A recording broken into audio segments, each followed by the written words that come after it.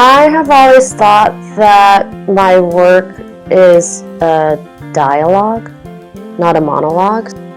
I don't like making work that is a statement. I like that it's obvious that I'm thinking about a lot of things. You know, I'm questioning a lot of things.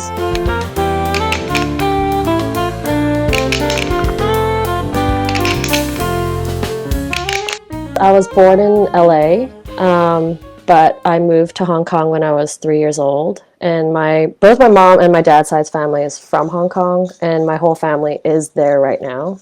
So I grew up in Hong Kong in this super urban, lots of people environment. I was basically in Hong Kong until I was 18, and then went to college. But back then, when I was young, I wanted to be an athlete, and I wanted to study sports business or sports history. And my parents really didn't know anything about that. And all my female cousins in my big family, all of them had gone to art school. And my first teacher was Yuri Kobayashi. So she was the representation I needed because she was making sculpture at that point. And I think if she hadn't been my teacher, I'd probably be sitting at a desk at a furniture design company or something like that. And I really just latched on to woodworking. And I latched on to a way that I really wasn't interested in furniture, even though we were required to make furniture projects. And so I would make these sculptural pieces. I made this piece called the Inception chair, which is 10 chairs that you can stack into one and also take apart, sort of like a Russian doll. And so you couldn't sit on it, you know, individually. And so I just really remember hearing disappointment when people were interested in purchasing it, that you couldn't sit on it.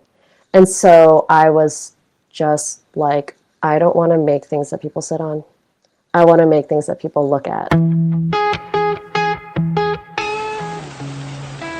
My family in Hong Kong, we used to run like a stationery manufacturing factory. So I was around the factory a lot. And so there's a lot of repetition, and that was really seductive to me, to like do something repetitively.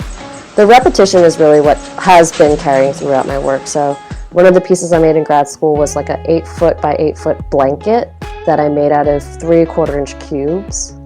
I was going through some stuff, and I thought, what could take my mind off this thing? And I was like, I'm gonna cut a million cubes and drill 2 million holes. And so a lot of it is just like the way that I find catharsis. I've never been scared of time. I've never been scared of quantity. And I think that's sort of from factory work.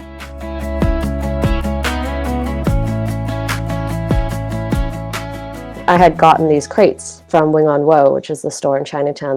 They're on 26 Mott Street, and they're the oldest continuously operating store in Chinatown. And they are known for selling porcelain ware. And so they would go back to Hong Kong, where their family is from, or Jingdezhen, pick out ceramics, and then ship them back to New York to sell. And back in the day, they would have shipped them in these really crappy crates. And so they DM'd me in 2022 being like, we have these crates, they're really sentimental, we've kept them for generations, like, can you do something with them? I felt in the moment that I was the vessel to give these things a new life. Like, I had a connection geographically. I had the woodworking expertise. The easy thing was just, well, what if I just turn them into the thing that they held? You know, I'm going to turn them into vessels, which is a really simple idea. Because I didn't know what else to do. I didn't know what else to do with them. A lot of times I just like go with the first idea, and then if it works, then it works, and if it doesn't, then I move on. And then it was like, how?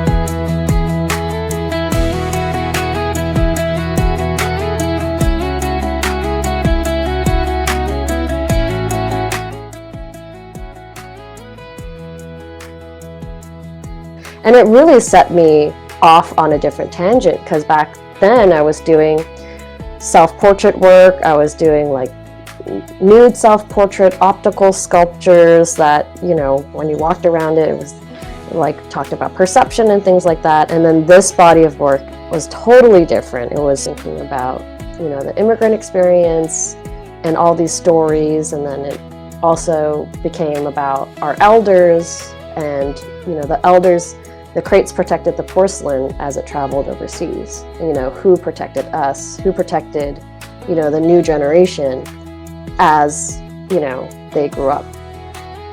I'm trying to connect a lot of like historical and personal connections to things, and this is true of the crate work, so that anyone could come at it from a different point of view and then discover the other things.